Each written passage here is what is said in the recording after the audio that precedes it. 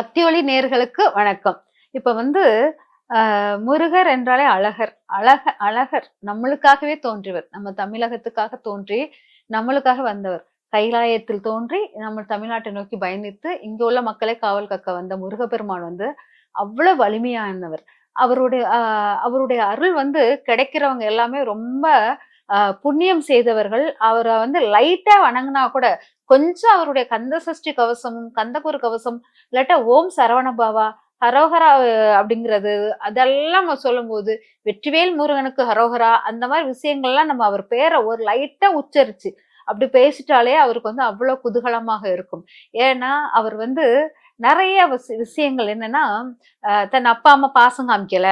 அப்படின்னு சொல்லிட்டு ஒரு விரக்தியில வெளியில வந்த ஒரு மனிதன் வந்து எங்க வந்தார் அடைக்கலமாகனா தென் தமிழகத்துக்கு. நம்மளுடைய தமிழகத்துக்கு வந்தார். தென் தென் தமிழகம். அதாவது தமிழகத்தை நோக்கி பயணித்து வந்தார் அப்படிங்கிறத எடுத்துக்கலாம். அப்போ இந்த கைலாயத்தில் தோன்றிய முருகப்பெருமான் வந்து ஒரு ஒரு ஞானப்பழம், அந்த ஞானப்பழத்தை கேட்டு அவருக்கு கிடைக்கலனோன்னு அவர் என்ன பண்ணிட்டாரு, கோவத்தில் வந்து ஆண்டி கோலத்தில் பழனியை நோக்கி பயணித்து பழனியில் உள்ள மலையில் உட்கார்ந்தார். அந்த நாள் தான் தைப்பூசமாக நம்ம கொண்டாடுகிறோம் அப்படிங்கிறது. அதாவது முருகப்பெருமான் வந்து பழம் வேண்டி ஆண்டி கோலத்தில் உட்கார்ந்த பழனி மலையை தான் தைப்பூசமாக கொண்டாடுகிறோம். இந்த தைப்பூசம் அது மட்டும் இல்லாமல் இந்த தைப்பூசத்தில் நம்மளுடைய பார்வதி தேவி முருகனுடைய கோவங்கள் தணியதுக்கும் அவருக்கு வந்து ஞான வேல் அப்படிங்கிற ஒரு ஞான வேலை வந்து கையில கொடுத்த நாளும் தைப்பூசம் தான்.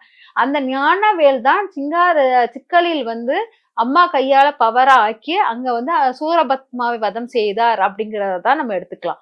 அப்போ இந்த அந்த ஞானவேல் பெற்ற இடமும் தைப்பூசம் தான். அப்போ வேல் பூஜைகள் அதுக்கெல்லாமே சிறப்பாக இருக்கும். இந்த தைப்பூசம் வந்து ரொம்ப சிறந்த ஒரு நாளாக இருக்கும்.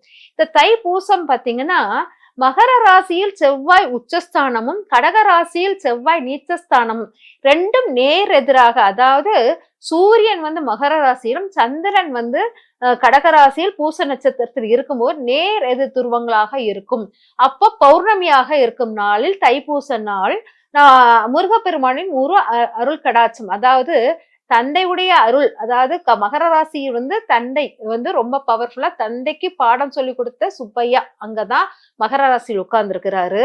அதே சமயம் பாத்தீங்கன்னா கடகராசியில் வந்து அம்மா கிட்ட வந்து வேலை வாங்கிட்டு அம்மா வந்து 6 முகம் உடலையும் ஒரு உடலாக மாற்றி அவருக்கு ஞான வேலை கொடுத்த நாளும் அந்த நாளாக தான் இருக்கும்.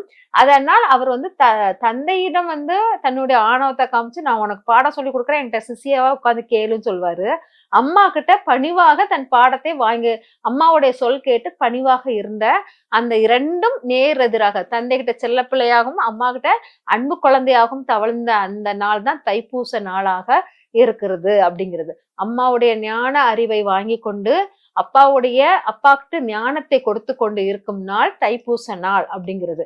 இந்த நாள் பாத்தீங்கன்னா பழனி முருகருக்கு ரொம்ப விசேஷமான நாள். ஏன்னா பழனியில தான் அவர் வந்து கைலாயத்திலிருந்து வெளியே வந்து தைப்பூச நாள் பழனி மலையில் வந்து அவர் உட்கார்ந்திருந்தார் அப்படிங்கிறது. அதனால அந்த பழனி இது வந்து ரொம்ப விசேஷமானது. அதனாலதான் எல்லாரும் வேல்காவடி, அழகு குத்துதல் எல்லாமே அந்த தைப்பூச திருநாள் செய்வது மிக சிறப்பாக இருக்கும். அந்த தைப்பூச திருநாளை தான் எல்லாரும் அந்த இதெல்லாம் பண்ணுவாங்க. அப்போ இது பாத்தீங்கன்னா ஜாதக கட்டத்தில் பாத்தீங்கன்னா காலபுருஷனின் 4ஆம் பாவமும் 10ஆம் பாவமும் ஆக்டிவேட் ஆகுது. 4ஆம் பாவம் காலபுருஷனின் 4ஆம் பாவம் கடகராசி வந்து வீடு, மனை, வாகனம், அப்புறம் மொழி, அப்புறம் கல்வி அறிவு இதெல்லாம் கொடுக்கும் இடம் 4ஆம் பாவம்.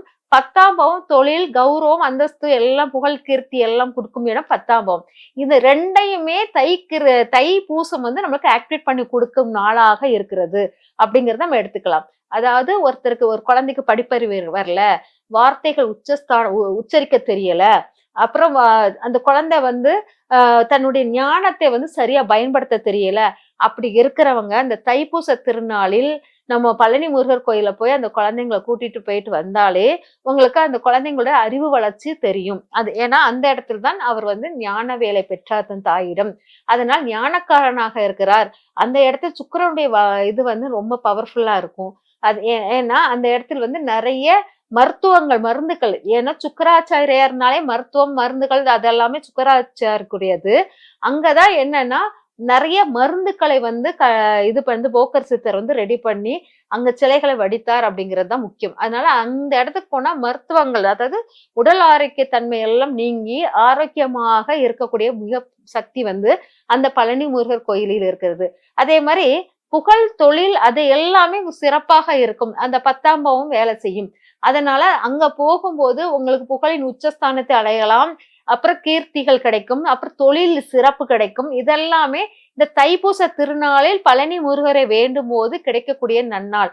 அதாவது பௌர்ணமி வரும் நாளில் பௌர்ணமி வரும் நாளில் தைப்பூசத்தில் இது பண்றது நல்லது.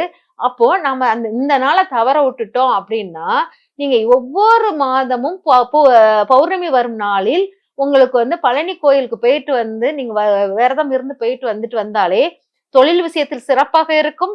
பௌர்ணமி நாளில் பழனி கோயிலுக்கு போயிட்டு பழனி தரிசனம், பழனியில வந்து முருகரை தரிசனம் பண்ணிட்டு வந்தாலே தொழில் சிறப்பு, கல்வி அறிவு சிறப்பு, தாயின் அன்பு கிடைக்கும், சுகஸ்தானங்கள் நல்லா இருக்கும். இது எல்லாமே உங்களுக்கு சிறப்பாக இருக்கும். அதனால நம்ம தைப்பூசத்தை நம்ம தவற விட்டா கூட இந்த பௌர்ணமி நாளில் பழனியை தொடும்போது உங்களுக்கு சிறப்பாக இருக்கும். இல்லாட்ட பூச நட்சத்திரம் வரும் நாளில் நீங்க வந்து பழனி முருகரை தொடும்போதும் சிறப்பாக இருக்கும். அதை பார்த்து கரெக்டா நீங்க வந்து அந்த பழனி முருகர் வழிபாடை எடுத்துட்டு வந்தீங்கன்னா உங்களுக்கு தைப்பூச திருநாள் ரொம்ப சிறப்பாக இருக்கும். இன்னொன்னு வந்து தைப்பூச திருநாள் வந்து சில பேருக்கு வந்து தை மாசத்தில் முதல் 1ஆம் தேதி வந்து தை பிறக்கும் நாளில் உங்களுக்கு பொங்கல் வைக்க முடியலன்னா தைப்பூச திருநாளில் பொங்கல் வைப்பாங்க. 7 வகை காய்கூட்டு வச்சு, அதே மாதிரி பொங்கல் கறியெல்லாம் பொங்க பானை வச்சு, அந்த பொங்க பானையில் மஞ்சளை கட்டி, காப்பு கட்டுற மாதிரி கட்டி வச்சு கும்பிடுவாங்க. கும்பிட்டுட்டு சூரிய பகவானுக்கு வேண்டுதல் வச்சு கும்பிடுவாங்க. ஏன்னா நம்ம தையில் கும்பிட முடியாதவர்கள் தைப்பூசத்தில் பொங்கல் பண்டிகை கொண்டாடலாம் அப்படிங்கிறது. அந்த தைப்பூச திருநாள் கொண்டாடுற இது வந்து வெயிலில், அதாவது சூரிய வெளிச்சத்தில் வைத்து வழிபாடு பண்ணுவது ரொம்ப சிறப்பாக இருக்கும். அதுக்கப்புறம் பாத்தீங்கன்னா அந்த பொங்க பானையில் உள்ள மஞ்சளை வந்து எடுத்து வச்சுட்டு அதை காப்பு கட்டுற மாதிரி கட்டியிருப்போம். அந்த பொங்க பானை, பொங்கச்சோறு வந்து அன்றைக்கே நம்ம காலி பண்ணிடக்கூடாது. தைப்பூச நாள் வச்சு பொங்க பானைகளை மறுநாள் தான் அது வந்து நம்ம மாட்டுக்கெல்லாம் ஊத்திட்டு, கொஞ்சம் அந்த சாதம் தங்கி இருக்கணும். அது மறுநாள் மாட்டுக்கெல்லாம் ஊத்திட்டு அதுக்கப்புறம் தான் கிளீன் பண்ணணும். அந்த மஞ்ச பானையில உள்ள அந்த கிழங்கு, மஞ்சள் கிழங்கை வந்து அந்த தைப்பூச திருநாளில் அதை எடுத்து வச்சுட்டு, யார் கன்னிப்பெண், எந்த கன்னிப்பெண்ணால் திருமணம் ஆகாமல் இருந்தாங்கன்னா ஒரு சுமங்கலி கையில் கொடுத்து அந்த மஞ்சக்கிழங்க வந்து பூச கொடுத்தீங்கன்னா, அந்த தைப்பூச திருநாளில் அந்த வாங்கக்கூடிய அந்த தைப்பூச திருநாளில் அதுக்கு மறுநாள் வாங்கக்கூடிய கன்னி பெண்கள் வந்து சீக்கிரம் அடுத்த வருடமே அவங்களுக்கு வந்து கல்யாணம் நடக்கக்கூடிய சகல சௌபாக்கியங்களும் வந்து சேரக்கூடிய நாளாக மாறிவிடும். அதனால இந்த திருமணம் ஆகாத ஒரு கன்னிப்பெண் ஒரு வீட்டுல இருந்தாங்கன்னா, யார் வீட்டில் தைப்பூச திருநாள் கொண்டாடுறாங்களோ அவங்க வீட்டில் அந்த பானைக்கு கழுத்துல கட்டியிருப்பாங்களே காப்பு, அந்த அந்த மஞ்சள், அந்த மஞ்சள் கிழங்கு செடியை வச்சு கட்டியிருப்பாங்க இல்லையா, அந்த மஞ்சளை எடுத்து சுமங்கலி பெண் கையால் வாங்கி நீங்க வந்து பூசிக்கிட்டு வரணும். ஆணாக இருந்தால் அதை லைட்டா உரசி உரசி நெத்தியில வச்சுக்கிட்டே வந்தீங்கன்னா திருமண வாய்ப்புகள் கூடிய விரைவில் சீக்கிரமாக நடக்கும். இந்த மாதிரி நீங்க வந்து தை திருநாளை வந்து ரொம்ப பயனுள்ளதா, நல்ல நல்ல சக்தி வாய்ந்தது. அதாவது தை மாசம் வந்து முருகப்பெருமான் வந்து அவ்வளவு சந்தோஷமும் ஞானமும் செல்வமும் நிறைந்து இருக்கிறார். அந்த நாள்ல வந்து ஒவ்வொரு செவ்வாய்க்கிழமையும் சரி, ஒவ்வொரு தை மாசத்தில் வரும் ஒவ்வொரு செவ்வாய்க்கிழமை ராகு காலத்தில் வழிபாடு பண்ணுதல், ஒவ்வொரு இது பௌர்ணமி நாள்களில் முருகரை வழிபாடு பண்ணும்போது உங்களுக்கு இந்த சகல சௌபாக்கியங்கள் உங்களுக்கு கிடைக்கும். அது தை மாசத்தை வந்து விட்டுறவே விட்டுறாதீங்க. தை மாசத்தில் முருகனை எப்படியாச்சும் முருகன் கோயிலில் ஏதாச்சும் அறுபடை வீடில் ஏதாச்சும் ஒரு படையாச்சும் நீங்க தொட்டுட்டு வந்துட்டீங்கனாலே முருகனுடைய அருள் முழுமையாக கிடைக்கும். அதனால இந்த தைப்பூசத்தில் மட்டும் இல்லாமல் தை மாசம் ஃபுல்லாவே முருகனுக்குள்ள நாளாக எடுத்து விரதங்கள் இருக்கிற மாதிரி கூட நீங்க எடுத்துட்டு வாங்க. முருகனை மந்திரம், முருக மந்திரம் சொல்லிக்கிட்டே இருங்க. இந்த தை மாதம் வந்து முருகன் வந்து ரொம்ப ஆக்குப்பை பண்ணி உங்க எல்லார் இல்லங்களும் அப்படியே தங்கி இருப்பார். நீங்க நினைக்க நினைக்க அவர் வந்து உட்கார்ந்துருவார். அந்த மாதிரி அதே போல் வேல் பூஜைகள் ரொம்ப முக்கியமானது தைப்பூசத்தில். அந்த வேல் பூஜை பண்ணிட்டு மறுநாள் வந்து கோயில்ல வந்து அந்த வேலை வந்து காணிக்க கொடுத்தீங்கன்னா உங்க கஷ்டங்கள், உங்கள் தடைகள் எல்லாமே நீங்கிரும். அதனால தைப்பூசம் அன்னைக்கு வேல் பூஜையும் பண்ணுவது மிக சிறப்பாக இருக்கும். கடையில இருந்து வேலை வாங்கி அபிஷேகம் எல்லாம் பண்ணுங்க. பண்ணிட்டு அந்த அபிஷேகம் பண்ணி வேல் பூஜை, வேல் மந்திரங்கள்லாம் சொல்லிட்டு அந்த வேலை மறுநாள் வந்து ஃபுல்லாவே பூக்களோட சேர்த்து எடுத்துட்டு போய் முருக சந்நிதியில உங்க கோரிக்கையை வைத்து அதை வந்து உண்டியல போட்டுருங்க.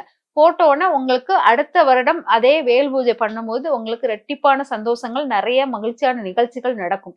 இந்த மாதிரி வேல் பூஜையும் தைப்பூசத்தை நீங்க கொண்டாடும் போது உங்க வீட்டில் நிறைய மகிழ்ச்சிகளும் அன்பும் தாண்டவம் ஆடும். நன்றி, வணக்கம்.